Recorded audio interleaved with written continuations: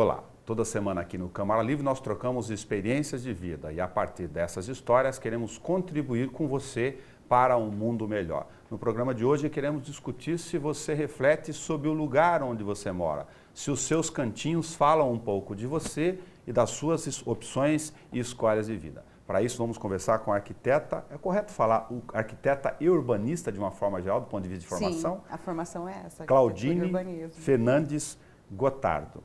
Qual a memória afetiva que você tem de onde você morou na infância? Um canto, um lugar, algum ambiente que, se você pensar nele agora, lhe vem como refração de memória à sua cabeça? O quintal. O quintal. O quintal. Onde você morou tinha quintal? Tinha quintal. O quintal é a vista da casa, no caso a paisagem, né, do meu quarto.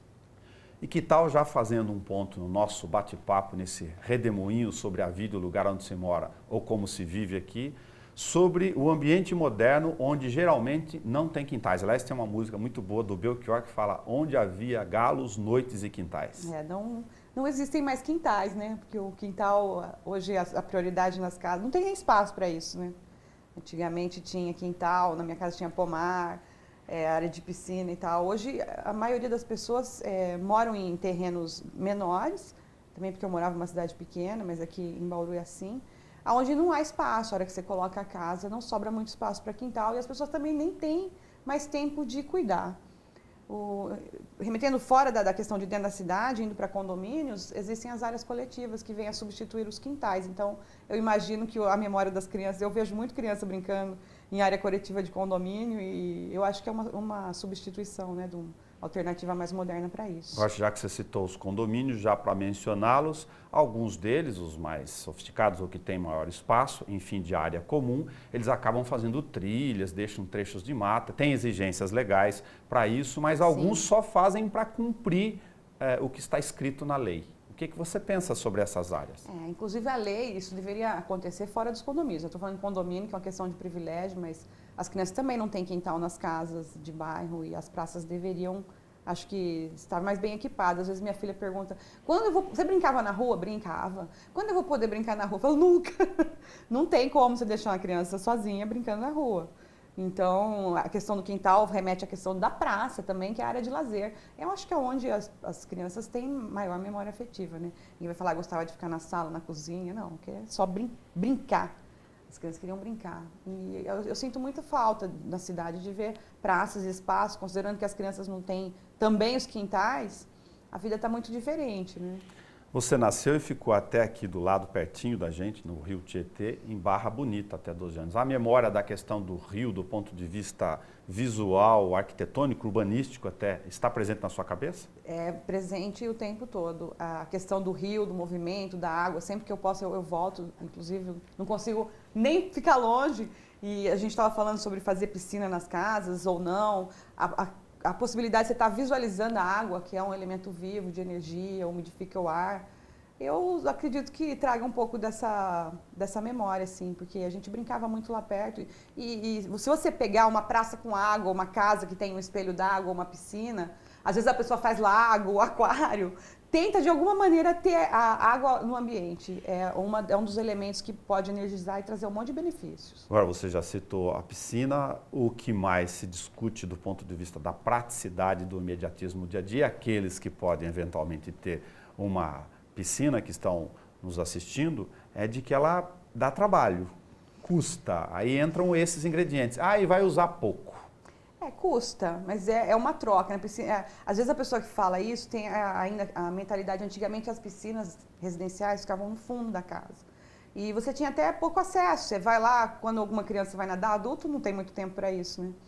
Então usava-se menos, mas hoje a tendência é integrar cada vez mais a área de lazer com a parte social e até os quartos. Então, a gente consegue colocar essa piscina num ponto da casa que ela pode ser visualizada de quase a casa toda. Então, assim, dá trabalho, mas você desfruta disso. Você está vendo a piscina, você tem o benefício da umidificação do ar, você tem esse benefício da energia, que ela energiza mesmo o ambiente. A questão estética, à noite você acende a luz, ela reflete em toda a casa.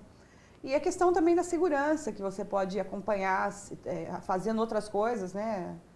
Do seu cotidiano, como cozinhar, ler, estudar, visualizando caso você tenha criança de olho ali na piscina. Eu conheço um privilegiado que ele disse que não desenhou assim, desenharam para ele. Portanto, foi quem ele contratou corretamente, para aquilo que ele queria. Sim. Que ele consegue sair do quarto dele e em 1,5 m, 2 entrar na piscina, mas ele também consegue na cozinha, e embora estando num outro ponto da casa, no L, sair para essa mesma piscina. Isso é uma planta ideal. Ontem eu estava conversando sobre isso com um casal. Falou, ó, o quarto do casal eu tento fazer um acesso à piscina, que você possa desfrutar e sair rapidamente, e um outro, caso você precise de uma privacidade. Então, já fiz muitos quartos com uma porta, uma janela, ou 2 acessos para ter essa possibilidade.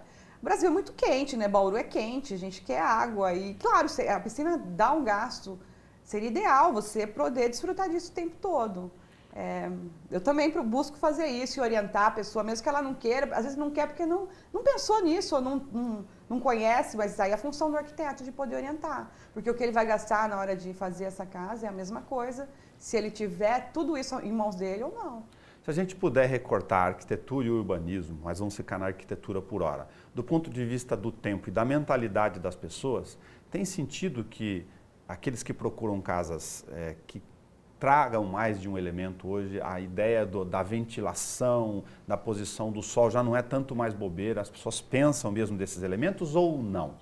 Nunca foi bobeira, né? Mas agora, com a questão tá em alta, né? Sustentabilidade, as pessoas estão vendo que o mundo está esquentando, e fora o custo de tudo isso, energia, mas a arquitetura está necessariamente ligada não só à estética, mas como um aproveitamento da iluminação, da topografia, da ventilação e tudo isso. Necessariamente, as pessoas falam assim, ela senta lá no escritório e fala, eu quero uma casa iluminada e ventilada. Eu falo, não, isso, independente de você querer, já vai ser. É obrigatório, ao mesmo tempo também que ela vai ser bonita. Então, bonita, iluminada e ventilada, você nem precisa pedir. Pode começar a falar as suas outras necessidades, porque caminha junto, né? A arquitetura não existe sem isso. Às vezes a gente não olha para o tempo e não olhando para o tempo, porque a gente corre muito, a gente acaba não vendo que a gente está tropeçando nele. Estou fazendo essa reflexão só para dizer, por exemplo, da minha realidade específica, que eu vim de um lugar bastante bucólico do campo e no início tomava banho de água pego com carriola no rio. Se você olhar para a questão agora atual, moderna, eu confesso que nem passava pela minha cabeça que eu pudesse tomar banho no chuveiro com a água quente vinda de uma placa solar, sem usar energia elétrica. Isso para mim era uma coisa que não tem sentido, se eu olhar de lá para cá no tempo.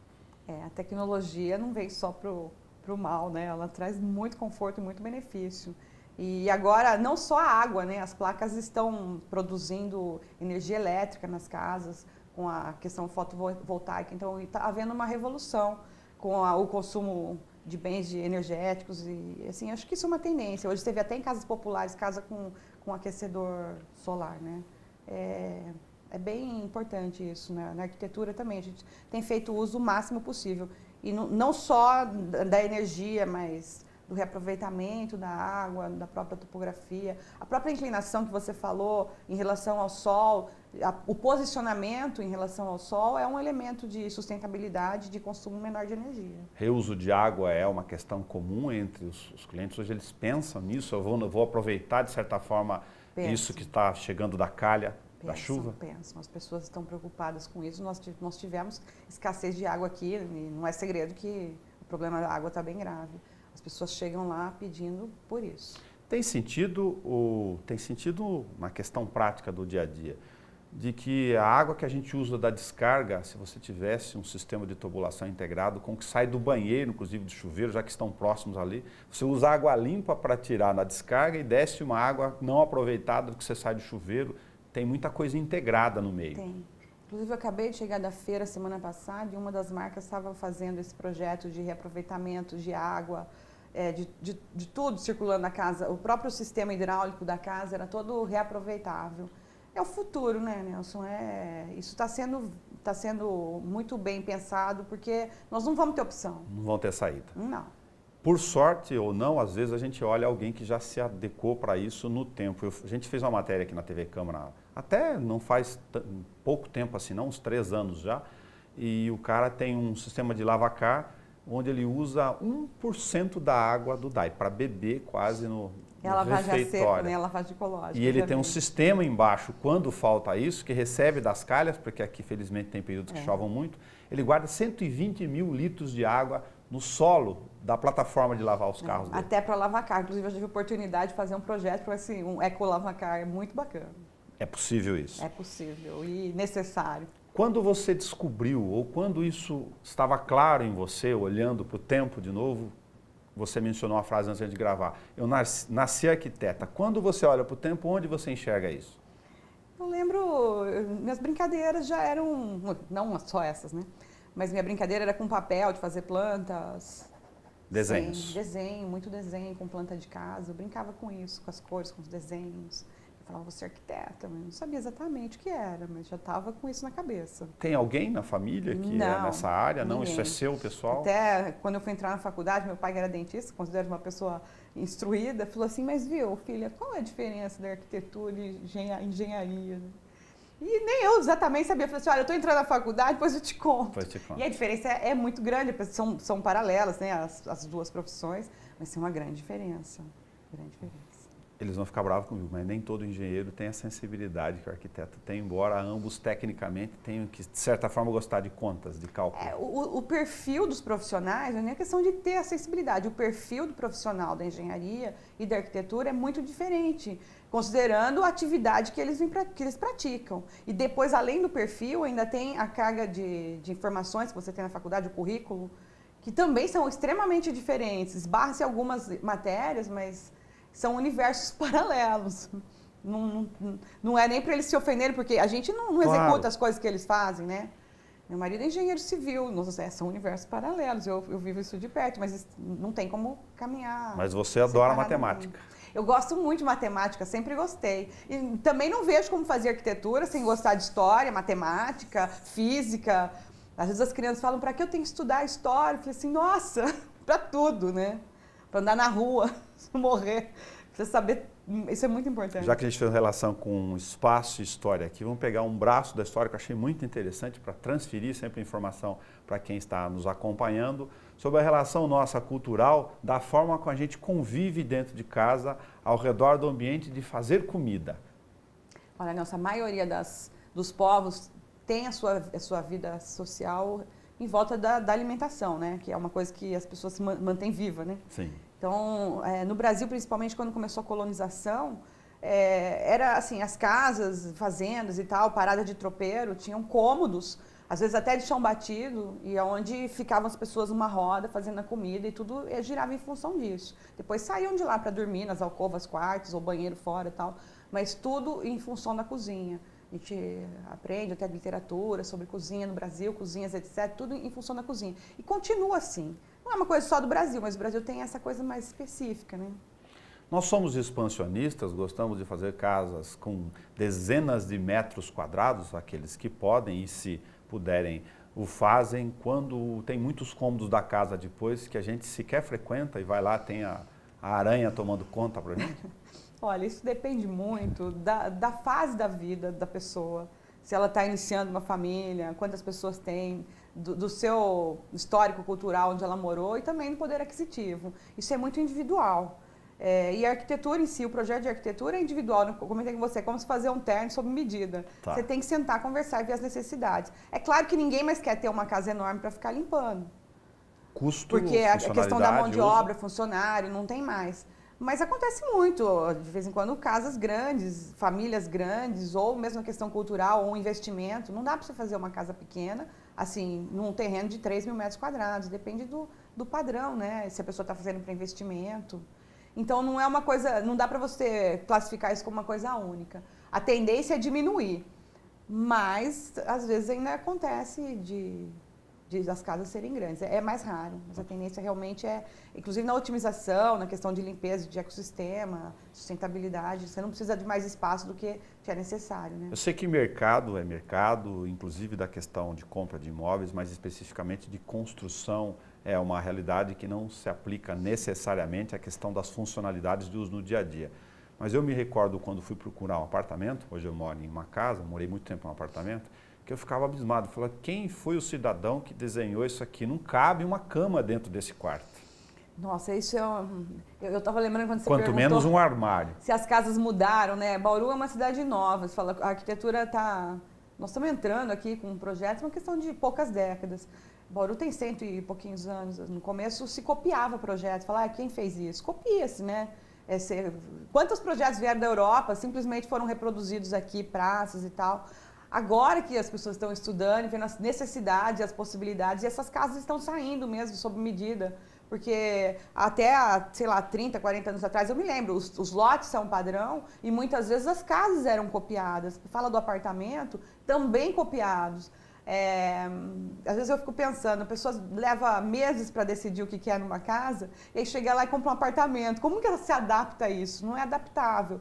E também, há algum tempo atrás, essa questão da cama que você falou, os departamentos não eram necessariamente, obedeciam a questão do layout, que é o desenho dos móveis nos cômodos, eles vinham, alguns anos atrás, sem escala. Então, a pessoa desenhava uma cama num quarto, 2 e 3, não cabia. Então, isso gerou muito processo e hoje vem escrito, são ilustrativos, ou então está em escala, as pessoas têm mais cuidado com isso. Sim. Porque, inclusive, engenheiros faziam projetos antigamente e não usavam muito a questão do layout. O layout é fundamental. O que é isso? Você colocar todo o mobiliário numa planta para você ter ideia da dimensão do cômodo. Mas hoje você pede o croquis lá com as dimensões. Mas não todo projeto... Você não vai caber essa cama aqui. Você pode verificar, então, mas não é todo profissional que faz um layout. Um quadrado é um quadrado, desenhado num papel, você não sabe se aquele cômodo tem 3x3, ou 6x6, ou 10x10. É um quadrado. Você só começa a saber a partir do momento que você desenhou uma cama lá dentro e você sabe que ela tem 1x2, ou 80x90, 1,90. Então, te dá referência. Antigamente não era assim. Se você pegar, puxa lá na prefeitura projetos ainda hoje tem um monte de projeto assim, sem layout, que todo mundo corre esse risco. Por prestar homenagem aqui de uma memória de entrevista com o promotor Gabos, quando ele estava na área de urbanismo, ele falou, olha, me incomodava muito essa ideia, e aí a questão do mercado, que ele queria regular do ponto de vista de urbanismo, agora a ocupação do espaço urbano, do lado de fora das casas, ele deu como exemplo para a gente subir, enfim, percorrer a Genormeiro ou a Gerson França, uma troca de mão com a outra aqui. Sim. Aqui no centro ela cabe, teoricamente, 4 carros, dá para estacionar um de cada lado se quiser e circular 2 subindo. Só que quando você passa da Duque de Caxias, estrangula tudo, só cabe uma. E é a mesma rua, no mesmo espaço urbano. Quem fez a cidade chegou ali e deu uma mãozinha para quem construiu do lado de lá. São questões de mercado que acabam interferindo na cidade para morar. Sim, muitas vezes é projetado sem um conhecimento urbanístico, né? Essa questão de ter urbanistas disponíveis para projetar cidades não é uma coisa que se tinha com facilidade. Quem projetou uma cidade há 50, 60 anos atrás? A cidade, Niemeyer, né? Urbanista. Sim. Aqui, quem projetou a cidade? Ninguém sabe.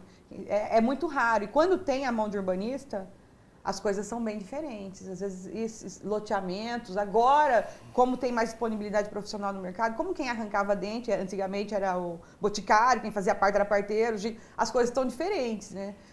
Infelizmente, os urbanistas não são contratados e explorados como eles deviam, porque eles poderiam mudar muita coisa de benefício para a cidade, para o cidadão. Você tem Curitiba, né, que é um exponente. Mas vê aí um dado, que aí tem a questão do arquiteto urbanista que acabou olhando para a cidade e acabou virando prefeito de lá, e a gente olha para Curitiba e fala, não foi por acaso, tinha um profissional relacionado com a área.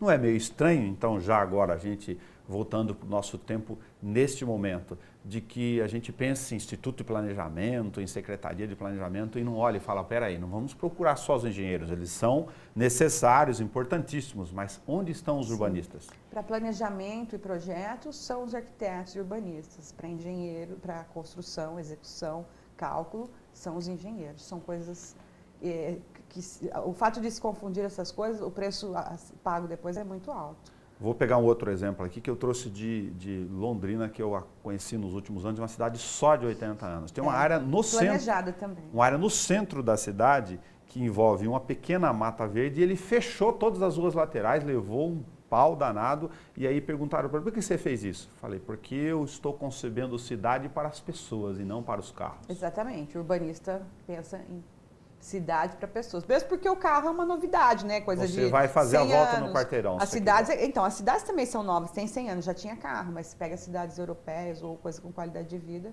necessariamente para as pessoas. A gente não pode perder de vista que faz arquitetura para a pessoa morar, faz cidade para a pessoa morar. Às vezes tem gente que faz para ganhar dinheiro. Tem muita gente que faz cidade só para ganhar dinheiro. Quem faz essas coisas são investidores, políticos, e às vezes desconhecem isso, né? Ou também não contratam por outros motivos.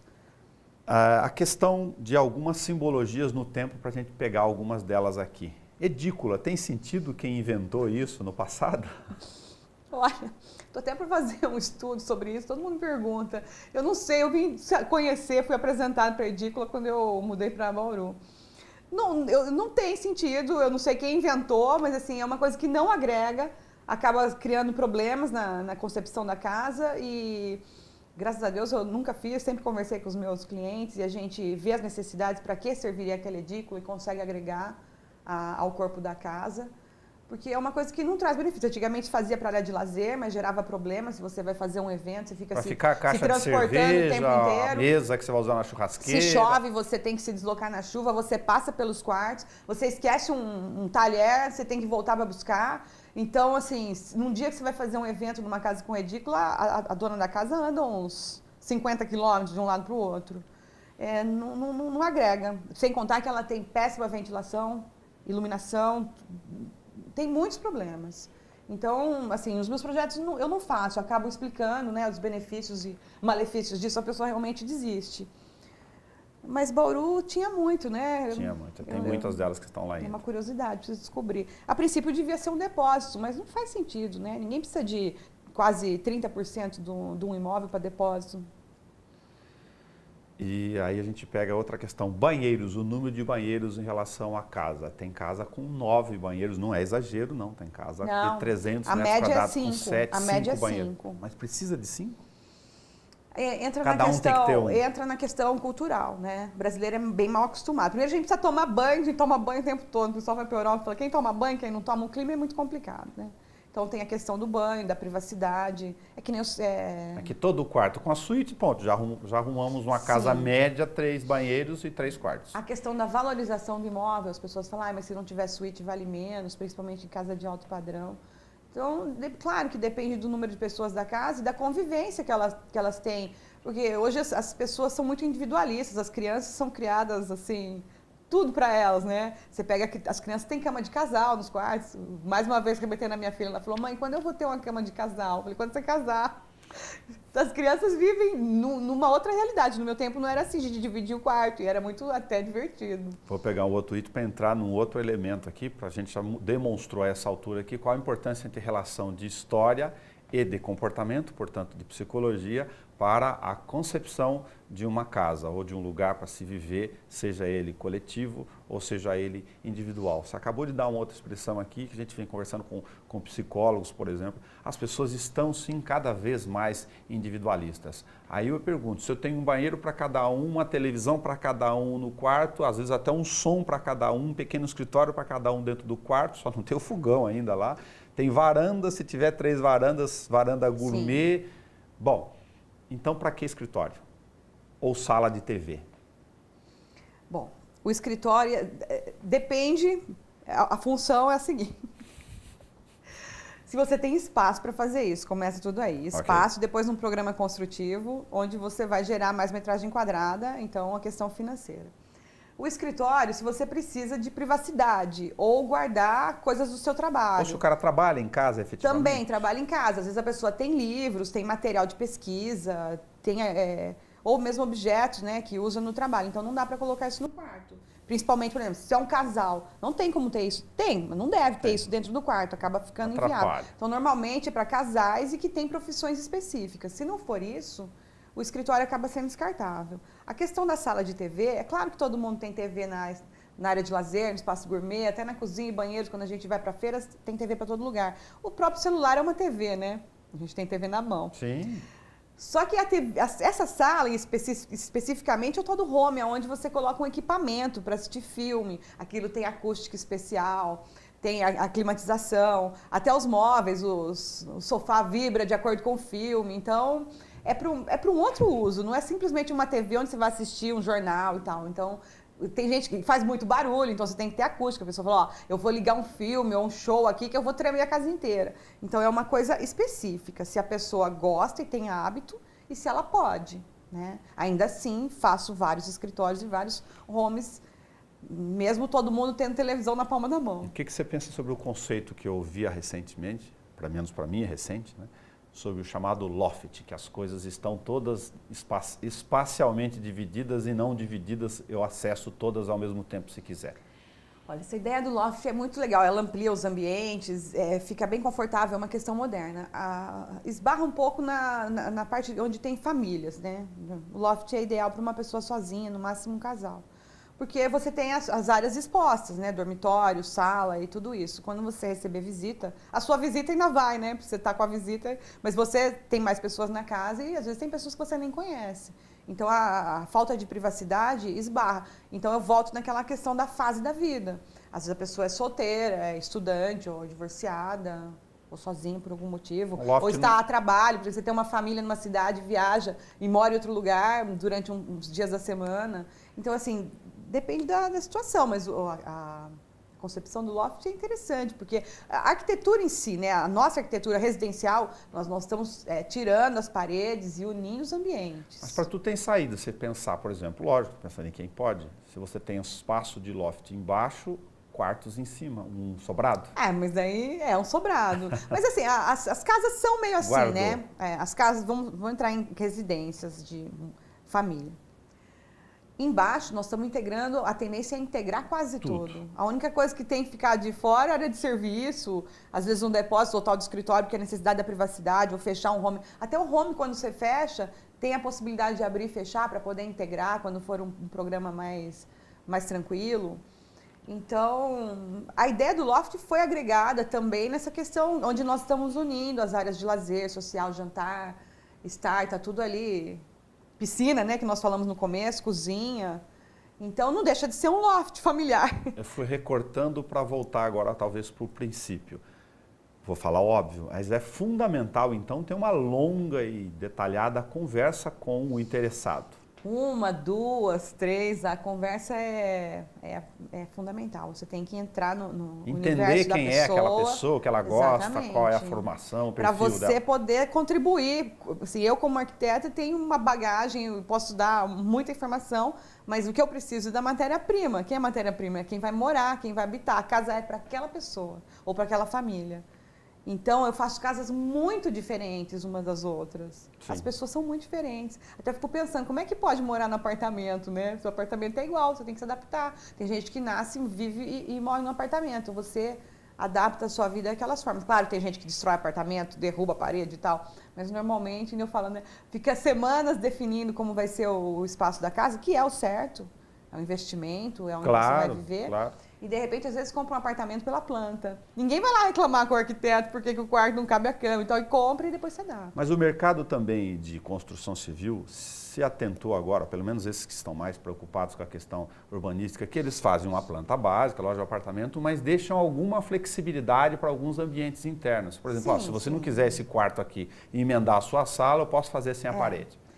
Isso sim. Está caindo um pouco a ficha das Sim, os projetos que eu fiz de apartamento já eram assim. Às vezes eu mesmo, às vezes eu estou fazendo uns chalés de hotel e a gente já vai fazendo a versão casal, versão sozinho, versão família.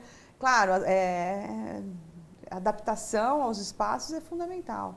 Os apartamentos, não são todos que têm essas possibilidades, né? Mas deveriam ser feitos assim. A tecnologia está fazendo cada vez menos você use tijolos, né? Agora são paredes drywall, sustentáveis, assim, você consegue trocar isso, manter o prédio só com a estrutura, até então o concreto armado está sendo trocado agora pelo metálico, steel frame. Então a tendência é você poder, essas paredes são meio descartáveis. O Brasil ainda tem um sistema construtivo muito arcaico, mas o futuro não vai mais ter realmente. Você vê os prédios agora, ele sobe o esqueleto, depois é fechado, né, externamente, e dentro não é mais tijolo, a tendência não é mais ser tijolo, é uma coisa que você vai te flexibilizar pela rapidez e a possibilidade de você trocar esses Falar de uma coisa cômodos. um pouco mais movediça aqui agora, mas vou falar, até por obrigação. Se eu fosse comprar hoje, se fosse, não é o meu caso, apenas um exemplo, eu teria receio de comprar casas dessas novas, desses caras, com todo respeito, que constroem um monte para comercialização em condomínios, por exemplo, porque eu fico pensando na relação custo-benefício que ele levou em conta na hora de terminar esse imóvel. Ele está todo bonitinho, mas fico preocupado com o que tem lá dentro, de fato, desde a fundação até o acabamento, o nível de material que ele colocou lá dentro. Olha, Nelson, o leigo não tem como detectar quando a casa está pronta, rebocada e pintada, como foi executada essa construção. Isso é igual você ir num restaurante sem referência, num médico sem referência. O mercado, em Bauru, em qualquer lugar, principalmente em Bauru, a gente vivencia, né? Claro. Tem de tudo, tem desde o péssimo até o ótimo. Por isso que a gente fala, procura uma referência, saiba de quem você está comprando, ou então contrate um profissional, um arquiteto, um construtor, um engenheiro, isso é investimento, construir um cara para ver. A gente vê muitas vezes pessoas que investem todo o dinheiro, o sonho, o patrimônio da vida inteira em imóveis que dão um problema e depois tem que ser refeito. Então, minha sugestão é comprar com referência ou contratar um profissional para fazer uma avaliação antes da compra. Outra coisa que me aborrece, já conheci casas lindíssimas, muito bem executadas, com áreas funcionais, e aí tem aquele mofinho que fica do lado, quase perto do rodapé em cima. Eu falo, como que aquilo chegou ali? Então, a pessoa fala assim, quanto eu gasto por metro quadrado? Eu falo, depende, qual vai ser o padrão que você vai fazer? Você vai fazer tudo o que precisa? Porque tem gente que não faz, por não saber ou por querer economizar. Isso é questão da infiltração, né? Que você tem que impermeabilizar desde a viga baldrame, que fica embaixo da terra, até 60 centímetros de altura. Isso tem gente que impermeabiliza dinheiro. até mais. Isso custa dinheiro, não aparece. Por exemplo, o pedreiro, eu cobro tanto fazer tua casa, mas será que ele está pondo nesse tanto? Que ele vai ficar lá 15 dias impermeabilizando o seu baldrame, a sua parede? Você nem sabe o que é isso, né? Então, assim, a questão de você querer tomar remédio sem consultar o médico ou construir sem um profissional. Isso não tem conserto. É um problema muito grave que Bauru existe muito isso aqui e você tem que fazer isso antes. Você fica remediando, mas nunca fica bom. Outra coisa, na crise talvez seja muito pior, a gente enfrentou, não aqui, a gente não reinventou a roda, ela existe em todos os lugares, imagino que esse problema seja típico em outros lugares, cada qual com sua proporção. Todo mundo acha que é pedreiro. E aí é uma mão de obra muito difícil. Pedreiro, psicólogo, médico. Quem já experimentou em fazer algum puxadinho ou qualquer arrumação em casa, sabe da dificuldade que a gente está falando. Pedreiro é pedreiro, tem ótimos pedreiros e assim, eles precisam dos profissionais, eles precisam do engenheiro, que por sua vez precisa do arquiteto, que por sua vez precisa do pedreiro. Então, assim, é um erro fazer sozinho. Raras exceções, a pessoa tem sorte, como você comentou comigo, eu tive sorte. Ao comprar uma casa feita, mas você comprou uma casa feita por um profissional da área, né? Então não foi nem sorte, um pedido de indicação. Mas o barato, como sempre, sai caro e no caso da construção é irreversível, né? Nesse caso, me parece agora pensando em uma orientação básica, além de ter esse conjunto de profissionais, hoje tem um formato no mercado que eu aparentemente achei razoável, inteligente, mas se for horrível, você deve dizê-lo, que o cara, quando vai comprar desde o início, ele já embutiu lá no preço, como se fosse um engenheiro, mestre de obra, não sei como é que é o nome, um gerente de obras no dia a dia, o arquiteto urbanista do desenho, ele vai fazer todas as fases, porque ele não vai ter tempo, nem saco e nem entende dessas questões no dia a dia para ele acompanhá-la. Não, agora nesse baldrame você você tem que infiltrar aqui, você arruma isso, você tem que fazer... Deve ser contratado, né? A gente chama de administrador, no caso, administração de obra. Pacote inteiro. Esse serviço ele acaba se pagando em função, quando a pessoa, além dos erros que vão ser cometidos, né, ao longo de comprar coisas desnecessárias ou coisas erradas ou coisas a mais, a questão da pessoa, o estresse da pessoa, às vezes se desgasta profissionalmente, com a família. Vai procurar dobradiça, fala, puxa, você comprou errado. A obra é estressante até para quem lida com isso. Uma pessoa às vezes deixa... Você fala, a gente comenta assim, conta de telefone, conta de gasolina e o tempo, né? Hoje o tempo é o bem mais precioso para todo mundo. E você perde tudo isso e ainda fica com o imóvel, gasta dinheiro a mais ao passo dos erros e dos desacertos e ainda fica com um imóvel Uma última ruim. referência que eu vi no mercado, quando eu decidi entre comprar pronto, porque dei sorte, e construir, porque não tinha tempo essas coisas todas, isso já faz uns 12 anos, eu lembro que o cara fez uma planilha para mim, custava mais ou menos 10% do valor, se eu fosse construir, do imóvel, esse pacote inteiro. Eu achei bastante razoável, pensando nessa discussão de cobrá-lo no dia a dia. Se você verificar individualmente o preço das coisas, mais todas essas coisas que eu comentei com você, como tempo e erros, a administração ela se paga. Um erro de 10%, você comete em quase todos nós. Às vezes não é só erro, né? Não conhecer um fornecedor, comprar coisas erradas em lugares errados, ela se paga. Porque 10% é muito pouco, você vai ver que você vai comprar um negócio ali, custa 10%, você não percebe que você está gastando muito mais do que isso. Eu sei que pode ser completamente flexível e diversificado o que eu vou pensar, mas vou fazer do mesmo jeito assim. O que é sofisticado para você como conceito numa casa hoje? Para você dar um exemplo. O que você olharia e fala, nossa, isso é sofisticado? Sofisticado é o padrão de acabamento. Então você tem, por exemplo, a questão dos revestimentos, esquadrias, iluminação, pintura, automação, que elas têm um preço básico, vamos dizer, de baixo, médio padrão, padrão A e depois o luxo. Ok. Então, o revestimento pode variar aí, vou falar do aceitável, né? Porque tem coisa que fica fora da norma. Pode variar aí de R$40, 30 o metro, até 2.000 o metro. Mas aí vale revestimento. Vale a comparação que dá para você comprar um vestido bonito que não tem etiqueta, que é funcional, com um bom tecido, mas não pagar...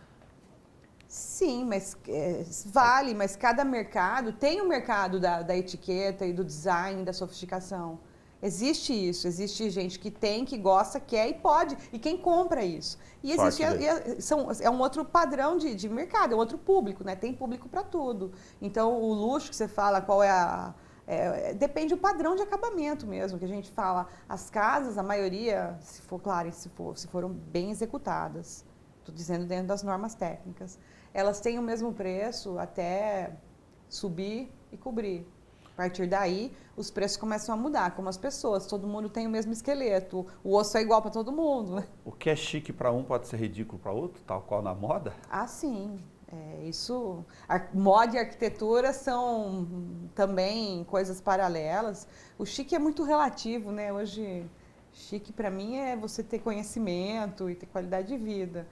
Mas o Brasil não tem muita... As escolas são complicadas, o nível de instrução, essa massificação da informação. Muita gente desconhece muita coisa e não se importa em estudar, pesquisar, conhecer, ter cultura. Uma casa, se pudesse usar uma simbologia, ela é uma roupa sob medida? Para quem pode ou tem condições de adequar essa necessidade, preço e realidade? Sim, voltando essa questão que eu falei da moda e arquitetura, você falou de roupa e arquitetura, né? Estava lendo até a Chanel falou a roupa é a arquitetura mais próxima da pele da pessoa, né? Uma coisa que você habita, não deixa de ser. Tá. Porque ela fazia moda e fazia um paralelo com a arquitetura, inspirada até em Bauhaus e tal, na época Art Deco. Então, a roupa, você veste, ela tem que ter conforto, personalidade, tem várias funções, né? Nem vou falar, entrar aqui nesse mérito. A casa também, o lugar onde você vive, sim, tem que ter... além da sua cara, refletir a sua cultura, os seus anseios, seus sonhos, tudo isso. Casa para mulher é diferente de casa para homem?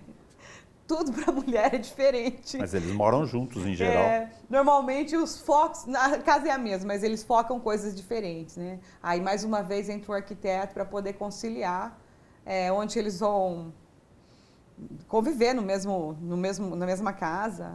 Um chega lá querendo área de lazer, outro quer o closet, outro quer a garagem. Eles nem lembram que tem área de serviço, tem na casa. Então, o foco, mesmo porque o dia a dia é um pouco diferente, apesar das mulheres estão todas enroladas, trabalhando fora, acabam executando essas partes práticas da casa. Espero que isso esteja chegando ao fim, isso seja realmente dividido mais, mas as coisas ainda são diferentes. Closet é uma palavra chique dentro do quarto, mas tem closet que atrapalha se não souber desenhar. Ah, eu sou suspeita, né? Um cômodo gigante. Mas tem gente que chega lá e o primeiro assunto é o closet. Então. Tem gente que chega lá e o primeiro assunto é o closet. Aham. Para um casal, é muito interessante a questão do closet, porque tem horários diferentes. Hoje mesmo eu estava, antes de vir aqui... Não, o closet, tanto faz se é um ou dois, mas ele existir. Separado. Porque as pessoas acordam em horários diferentes. Ok. Hoje, antes de vir, uma pessoa falou, nossa, acordei às 5 horas. Eu falei, mas por quê? Porque meu marido foi viajar e eu acordei. Eu falei, tão difícil, se trocar, né? De ter... Então, o fato de você vai se trocar num lugar onde você não acorda a pessoa, porque normalmente se é um casal, dorme em outro horário diferente, às vezes acorda em horário diferente. Então, como o sono é primordial para a saúde, o closet passa a não ser tão supérfluo. 2 cubas ou 2 lavatórios no banheiro da suíte do casal? Ah, depende, fala, é um luxo. Dentro, um luxo, sai que agora... Exatamente, a questão do tempo que você tem. A gente fala, e a hora do rush? Qual que é a hora do rush? A pessoa, para sair para o trabalho. Um vai escovar o dente, a mulher vai fazer maquiagem, o homem vai fazer a barba. Quem vai ficar esperando? Festa é a mesma coisa, a festa é o mesmo horário para os dois. Vão me matar, mas vamos começar a maratona meia hora antes da festa, e quem vai primeiro? Então, assim, quando tem as 2 cubas, fica tudo mais fácil. Mesmo porque a manutenção de cada cuba, às vezes, é diferente. As mulheres ficam um pouco nervosas, né, com o jeito em que a cuba é deixada após o uso. E demora para se maquiar. E o espelho daí? Fica lá no banheiro ou faz do lado do quarto, com aquela sapateira gigantesca na parede ali? Normalmente é no banheiro, porque os closets não tem, realmente, a gente não dispõe de tanto espaço assim para fazer ainda penteadeira, lugar para maquiar. Normalmente é no banheiro. E ali você tem o espelho maior e a iluminação mais adequada para isso. Não só para maquiagem, como para barba, que é a mesma coisa, né? Você tem que ver de perto e ser bem iluminado. Eu falei da pia do lavatório, não vou fugir não. E o lugar para as necessidades fisiológicas? É um banheiro, suíte e quarto. Privacidade, higiene e... Também volta e depende muito do casal, mas assim, a tendência é de fazer, às vezes, no mesmo ambiente, um lugar visivelmente isolado, onde você possa ter um pouco de prioridade, mas tem gente que não se importa nada com isso e é bem mesmo de ser conversado. Eu acho interessante... Fazer o número 2, lendo o jornal na frente do outro, escovando dentro da pia... Então, para mim isso não funciona, mas tem gente que realmente... Eu falo, vocês não querem? Mas assim, a tendência dos casais, eles têm pedido até banheiro separado às vezes. Então, assim, questão da individualidade, né? Os casamentos, às vezes, hoje a pessoa tem um relacionamento, depois tem outro. A individualidade, tem muita gente que não abre mão. Então, cada vez mais eu tenho feito os vasos sanitários no isolamento visual... ou então separado mesmo, porque mesmo quando eu não faço, eu falo assim, não tem problema para vocês? Vocês não ligam? Não, porque o meu marido vai no quarto de hóspede. Então vou exagerar. Então ele tem 2 banheiros, as pessoas normalmente têm 2 banheiros e acabam não admitindo isso para falar que é frescura, mas não é. Vou exagerar, mas eu sei que existe, por isso que eu fui trazer para cá. Quartos separados. Com banheiros separados. Olha, existe. Com guarda-roupa separados. Não, guarda-roupa separado, necessariamente, banheiro separado, quarto separado menos. Também existe. Mas às vezes existe em função da pessoa ter alguma disfunção com ronco, esse tipo de coisa, ou muita insônia. Tem gente que se um se mexer, acorda.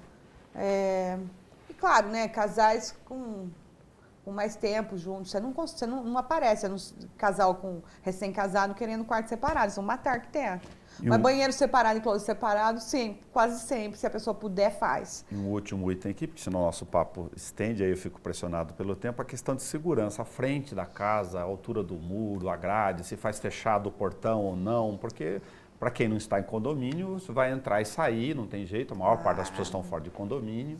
E ficam preocupadas depois de se sentir, aspas, seguras pro lado de dentro. Hoje em dia até condomínio está complicado, né, Nelson? A arquitetura, essa questão da segurança, tanto com relação a ladrão, quanto as mães são muito preocupadas com piscina.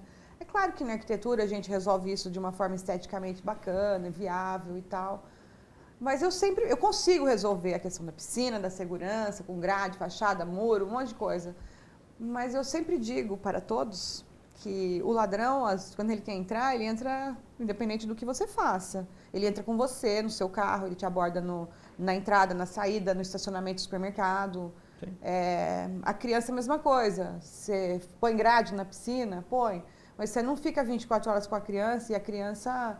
Às vezes, os acidentes com crianças em piscina normalmente não são nas casas, a maioria já foi constatado que é em clube, fazenda, chácara, hotel, casa não sei de quem. Então, assim, não adianta. Então, a melhor segurança mesmo é colocar essa criança na natação. Assim que Logo 6 meses de cedinho. idade, porque é uma segurança, até você poder escutar um pedido de ajuda e tal. A arquitetura, nesse caso, não faz milagre. Tem como a gente resolver, mas a gente não pode esquecer das pessoas, né? Tem gente envolvida.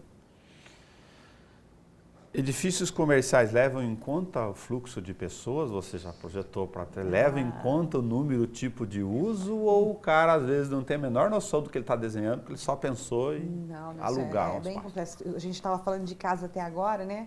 Casa, todo mundo mora em casa, né? Qualquer arquiteto, eu moro em casa. E mesmo morando em casa, desde que eu nasci, qualquer casa, apartamento, antes de fazer uma casa, tem uma longa entrevista, porque eu tenho que entender o dia a dia da pessoa e quais são as prioridades dela. Para você fazer um comércio, um consultório, uma clínica, indústria, hotel, qualquer coisa dessa, é um longo período de você entender a atividade da pessoa, porque só depois de entender, ou da indústria, ou entender tudo o que acontece, um teatro, por exemplo, só depois de entender o assunto, ficar especialista, você pode, como arquiteto, aí usar seu conhecimento e propor soluções. Porque sem conhecer uma coisa, você não sabe. Você não sabe no consultório, tem que ter o expurgo, tem que ter não sei o quê, linha de montagem. Então, quando você faz um projeto que não é residencial, até tem uma diferença de honorários, porque você tem que fazer um estudo sobre as atividades para poder fazer a proposta. Claro. Né? E depois, sim, você entra com a sua questão da arquitetura. Manutenção de casa, ela é mais cara que apartamento? Isso é só uma questão de visualização? Não, por uma série de razões acaba dando mais trabalho no dia a dia. E o óbvio também, vou repetir de novo, se as pessoas devem se preocupar com aqui o solo é diferente, a gente estava comentando sobre isso, então tem muita casa feita em cima de compactação, de área de aterro, e vai mesmo em alguns anos dar aquela trincadinha, isso não é elemento nenhum de perigo, mas o cara, não, sua casa está trincada, não vou comprar. São tantas perguntas numa só. Ó, vou começar pelo final, que você falou do solo, né? Bauru é uma região atípica para construção. Quando vem construtoras de fora, até se assustam e tem problemas em relação a isso. O solo daqui é arenoso e as fundações têm que ser profundas, é um tratamento bem diferenciado de outras regiões. Regiões perto até, se vai em Jaú, a terra já é outra. Isso. E a terra ela sofre um assentamento ao longo dos anos, então onde tem aterro, tem problema com trinca, você tem que fazer a manutenção. Agora, se a manutenção da casa, do condomínio, do prédio é maior, claro, depende do tamanho da casa, se ela tem muita área verde, piscina e tal. Os dois geram manutenção, às vezes é uma ilusão, você fala assim, não vou pagar condomínio, mas a casa você paga individualmente, porque o condomínio é compartilhado, né? Quando você anda de ônibus é mais barato, claro. Você divide a gasolina. Então, às vezes, você fala, eu pago R$ 1.000 de condomínio. Você tem o quê? Um monte de jardins, ginástica, área de lazer, piscina, zelador e tudo isso, né? Na sua casa você não tem. Então, se você tivesse a sua casa, é mais caro que o condomínio. Mas a manutenção é fundamental, senão depois chega num ponto que você perde totalmente o valor comercial, né? Não só a manutenção, mas como em relação à arquitetura, muitas vezes a gente é contratado para fazer uma repaginação, para poder buscar de volta o valor do imóvel, porque ele acaba perdendo em função de coisas mais antigas, né? Aquela aparência dele. A gente faz isso com a gente também, né? Todo mundo faz ginástica, vai no dentista, tem que arrumar.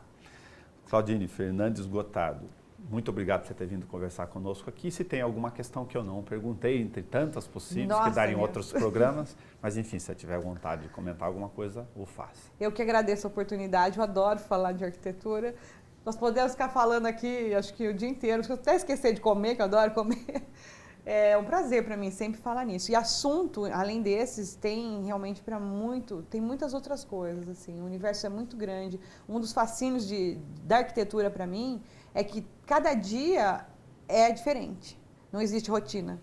Principalmente se você me contratar para fazer uma fábrica uma indústria de pastel, eu vou ter que aprender tudo como faz pastel.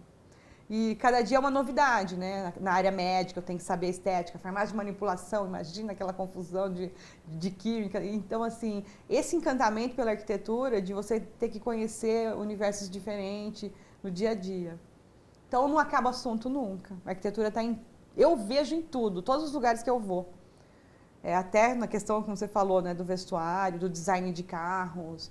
Às vezes eu tô com essa questão da moda de arquitetura, tá olhando, eu tô com uma roupa, quantas vezes já aconteceu, a gente vai em evento, lançamento, olha a roupa, o azulejo, é o mesmo desenho.